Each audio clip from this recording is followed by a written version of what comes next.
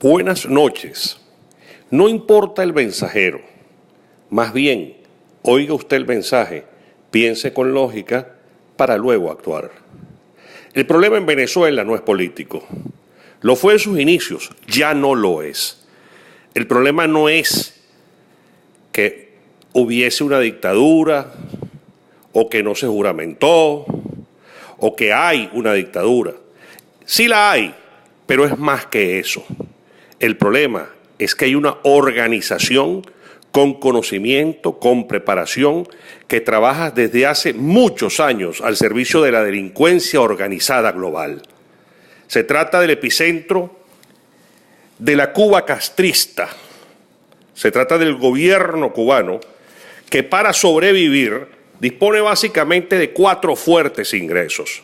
Primero, y el más importante, es parasitar un país, chupar sus ganancias, chupar sus recursos. Primero lo hizo con Rusia y luego, de una forma importante y la mejor y más grande que han tenido, los últimos periodos en Venezuela.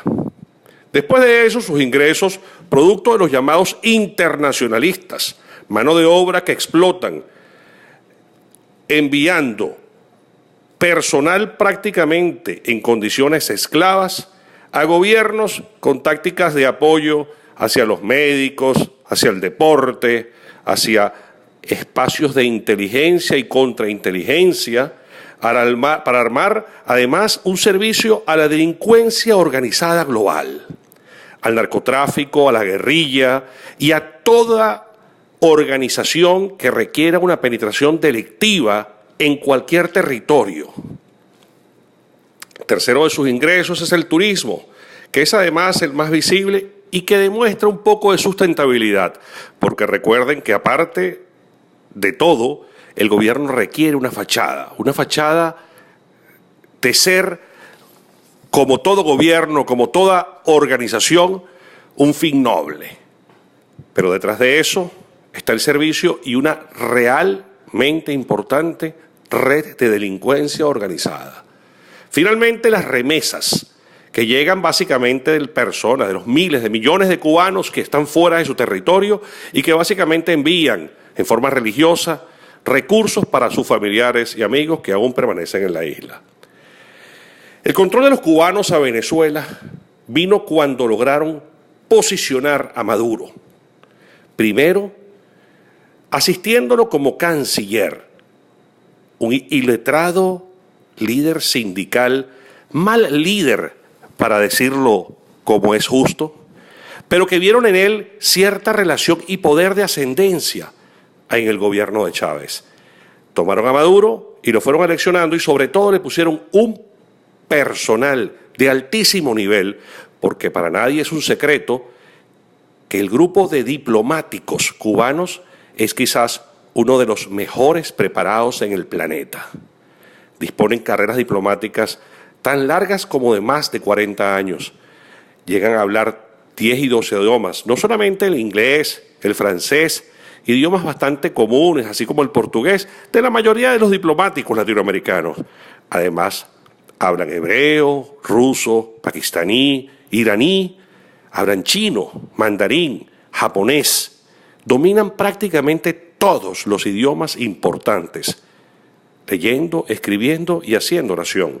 Han generado además una red de contactos increíble, pues tienen carreras tan largas que conocen en organismos multilaterales como la ONU, desde la persona que abre la puerta hasta todo el establishment que lleva adelante la gestión del día a día y administrativa de la organización. El gran toque en Venezuela fue poner a Maduro presidente, convencer a Chávez que era su sucesor, porque a ese, que tiene el perfil perfecto para ellos tomar control del gobierno, porque requieren un títere, una persona ignorante, que sepa definitivamente qué es lo que debe leer, cuál es el guión a seguir, sin que tenga o pretenda tener un juicio crítico. Es el mismo estilo que han logrado con Evo Morales en Bolivia, lo mismo que con Ortega en Nicaragua, y ahora y aún más peligroso, con López Obrador en México. Los internacionalistas cubanos tienen el control organizado del país. no es un tema político, no es un tema legal, es un tema de delincuencia organizada dirigida por una camarilla de personas que además tienen acceso ahora, por el crecimiento que han tenido en Venezuela, a una cantidad ingente de recursos que los lleva a controles de mercadeo político, redes sociales, inteligencia, contrainteligencia, armamento, redes financieras. Es decir, han crecido, se han multiplicado y se han organizado. Sin el apoyo de la inteligencia y contrainteligencia del G2, que además es también uno de los grupos de inteligencia y contrainteligencia más antiguos, sobrevivieron a la KGB y tienen inclusive mayor antigüedad o similar a la CIA, que además ha pasado por muchas renovaciones, siendo el G2, inclusive manteniendo su dirigencia prácticamente intacta. El apoyo de la élite diplomática cubana, el apoyo además a estos grupos paramilitares que ellos mismos forman, llamados los colectivos, les provee a estos gobiernos un esquema de control policial, parapolicial, diplomático, financiero, de mercadeo, de gestión ante organismos, de instaurar canales además propios para transmitir sus noticias, de adoctrinamiento hacia el pueblo, del temor. Ya en México se empiezan a ver los efectos de la franquicia. Llegar y colocar un programa similar al de Aló Presidente, o el de Con el Mazo Dando, o el de Maduradas con Maduro. Y ahora lo tiene López Obrador, manda el pueblo. Igualmente llegan, por supuesto, acusando de corrupción a la principal empresa, porque allí es donde está la sangre que ellos quieren chupar, con un esquema de toma de control cívico-militar, porque saben que en ese segmento militar lo van a corromper con facilidad, como lo han hecho perfectamente en Venezuela. Los pasos están calculados y en Venezuela se perfeccionaron. Ahora el problema ciertamente es más complejo. Además, van por supuesto a proveer nuevas conexiones con China, con Rusia y por supuesto siempre tienen además la guerra de guerrillas ofrecida en caso de que el imperio quiera aparecer, y lo proveen con la FARC y el ELN. Es decir, en la internacionalización de los cubanos, en Venezuela, en Nicaragua, en Bolivia y ahora en México, es donde está el soporte que tienen para sobrevivir y su realmente objetivo de crecimiento desmedido. Esta camarilla al servicio del crimen organizado mundial que tomó control en Venezuela, han generado ahora un esquema casi de franquicia. Ya tienen, por supuesto, ordenado quienes se ocupan de las partes legales, cómo defenestrar a los tribunales supremos de justicia, cómo hacerse de control de cada uno de los segmentos del Ejecutivo, del Legislativo y del Judicial, tomando control de todos los poderes para después proponer que ya no se necesitan elecciones libres porque el organismo electoral ya lo tienen controlado. Y pasa como ahora Evo Morales va a un periodo que no está aprobado en la Constitución, pero que no necesita referéndum ni cambio en la Constitución, que sabría que la perdería, sino que sencillamente el Tribunal Supremo decide que así no es. Lo mismo que ya pasó en Venezuela con Chávez y ahora con Maduro. En México la situación es más compleja. Estados Unidos se ha dado cuenta que el problema de Venezuela, Bolivia y Nicaragua tienen cierto tamaño, pero con México el problema se toma proporciones gigantescas. No solamente por el tamaño del país, por las fronteras comunes, por el intercambio comercial y por los carteles de la droga. Resolver el problema en este momento es infinitamente más económico que esperar a que en México se torne complicado. Tratar de intervenir en México no es lo mismo que intervenir en Venezuela. En este momento hay que intervenir en Venezuela y Cuba y cesar este asunto. Se dijo muchas veces que el problema en Venezuela eran los cubanos. Ahora Venezuela tiene que actuar, pues el problema de México está en las puertas. Y si no se resuelve, ahora no solamente Venezuela, sino también Cuba, pues la gestión de los aztecas puede poner a vapulear al territorio americano en lo interno y en lo externo.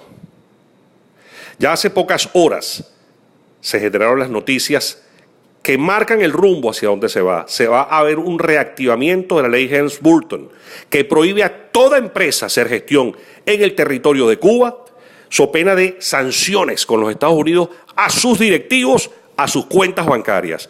Esto marca un nuevo rumbo, porque esta ley estaba congelada desde los años 90. Ahora se desempolva y va de nuevo al ataque y, por supuesto, va a tener y ya ha tenido respuestas angustiosas desde parte de Cuba.